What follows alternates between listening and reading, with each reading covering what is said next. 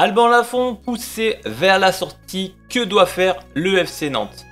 Aujourd'hui dans cette vidéo on va faire un petit débat les amis, donc je compte sur vous par l'espace commentaire pour vous donner votre avis sur la situation d'Alban Lafont. Doit-on le garder? Salut la team, c'est Remu, j'espère que vous allez bien. Aujourd'hui on va parler du sujet d'Alban Lafont et aujourd'hui il est dans une situation particulière. Alban Lafont est rétrogradé en numéro 2, puis après fini la saison en national, aujourd'hui il réintègre le groupe du FC Nantes. Va-t-il redevenir le numéro 1 sous Luis Castro? Est-ce que c'est une bonne chose ou une mauvaise chose pour Nantes de le garder?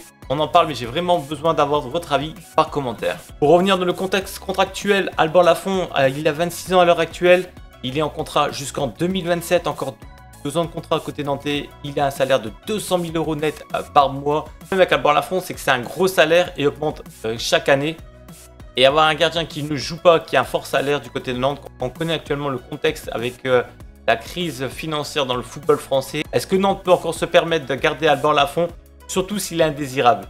Le problème à l'heure actuelle, vous savez tous, le marché du gardien, c'est un marché spécial et aujourd'hui, l'absence d'offre. Il y avait Lens qui s'était positionné sur Alban Lafont, mais finalement, ont décidé d'aller voir ailleurs et ont un salaire assez important. Alban Lafont de Lens ne souhaitait pas prendre le risque de prendre Alban Lafont, sachant qu'il y avait également les incertitudes par rapport à son niveau actuel. Je vous rappelle qu'il n'a pas joué depuis pas mal de temps en Ligue 1.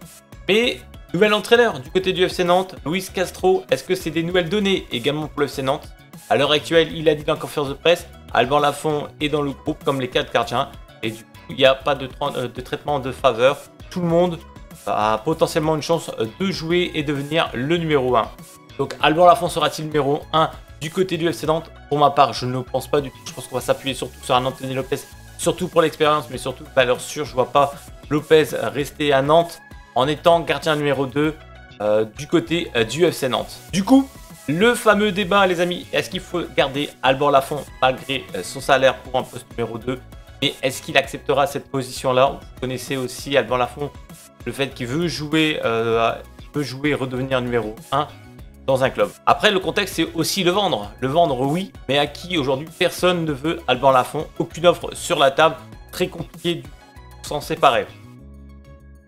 Est-ce qu'on doit faire le choix de lui faire confiance une nouvelle saison à Alban Lafont et du coup mettre Anthony en 2? Dites-le moi par commentaire. Est-ce que vous pensez que Luis Castro peut mettre Alban en 1 et Anthony Lopez en 2? J'ai de gros doutes sur ça. Et voilà les amis, la vidéo qui se termine. Merci à toi pour ton suivi. Abonne-toi si ce n'est pas déjà fait. Si tu veux suivre toute l'actualité du FC Nantes, mais également toutes les rencontres du FC Nantes que je commenterai dans l'intégralité. N'hésitez pas bien sûr à vous abonner, activer la cloche et à commenter dans l'espace commentaire. Allez Nantes!